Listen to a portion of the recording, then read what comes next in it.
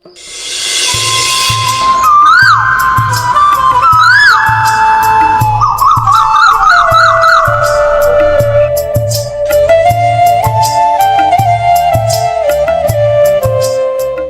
দেখিস, এবার হাসিপুর পাস করলে কলকাতায় পড়তে পাঠাবো। হ্যাঁ, ভালো কথা, তবে খরচ তো কম নাই।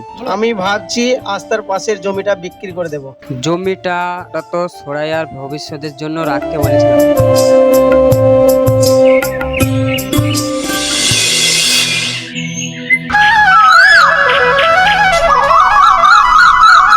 সারিকুল খুব চিন্তিত হাসিবুরের পড়াশোনা নিয়ে। কিন্তু জমিটা বেচে ফেলে আমরা কি করব? সন্তান তো আমাদেরও আছে। এই নিয়ে আর অশান্তি যেন না হয়। ওরা কেউ কাউকে শুনতে চায় না, আমরাই পড়ে যাব বিপদে।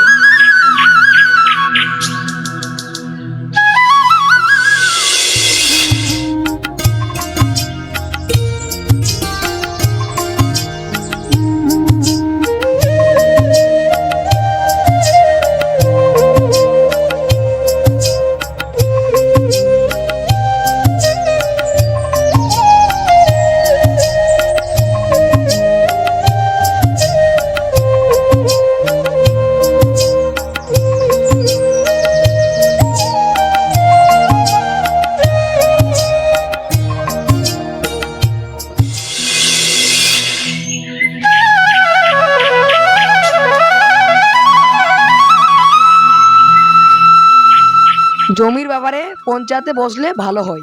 দুই ভাইয়ের খিটিমিটি মানায় না। আমি কিছু শুনতে চাই না, ওদের বিশ্বাস নেই। জমির জন্য ভাই ভাইয়ে ভাঙন হলে মাটির মূল্য কোথায়? মাটি আমাদের, সিদ্ধান্ত আমাদের। এই জমির দাম এখন অনেক। কাগজে স্বাক্ষর করিলে টাকা পাবে। চুপি চুপি করতে হবে, সারিকুল যেন কিছু না জানে। চিন্তা করবেন, আমি চুপ করে লোক পাঠিয়ে দেবো।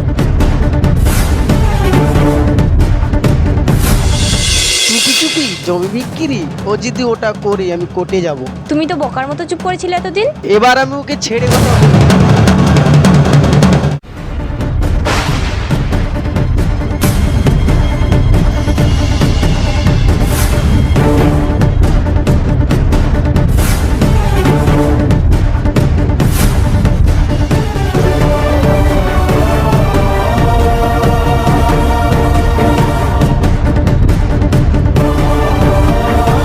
তোর স্বামীর চোখে শুধু টাকা, সম্পর্কের দাম বোঝে না। আর তোর স্বামী কি শুধু নিজের কথাই ভাবে?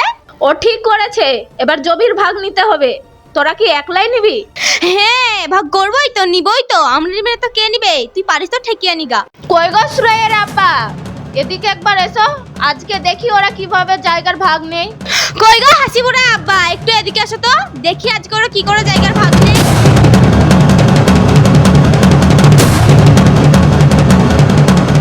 এই পেতনি, তুই আমার জায়গায় পা দিবি না, হলে তো চুল ধরে লেখড়ি দিব। এই শাকচুন্নি, তুই আমার জায়গায় পা দিবি না। জায়গায় পা দিলে চুল ধরে ছিঁড়ে দেব। এই লাঠিটা করে আজ দেখি কে কার জায়গা লেই।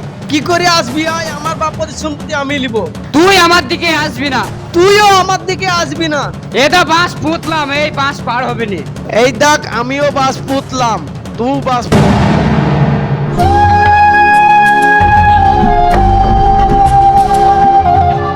মা বাবা জেঠুর ঝগড়ায় আমার পড়াশোনায় মন বসে না। তুই মন দিয়ে পড়াশোনা কর বাবা, তোর বাবারা ভুল করেছে।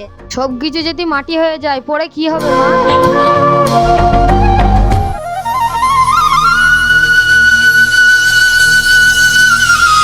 জমি নিয়ে যদি ঝগড়া হয় তাহলে তো আমাদের লাভই লাভ। তুমি আগুনে ঘি দিচ্ছ? থামো এখন, না হলে দেখে নেবো আপনাকে। আরে যান যান, আপনার মতন কত দুলালকে দেখেছি, আমার কিছুই করতে পারবে না।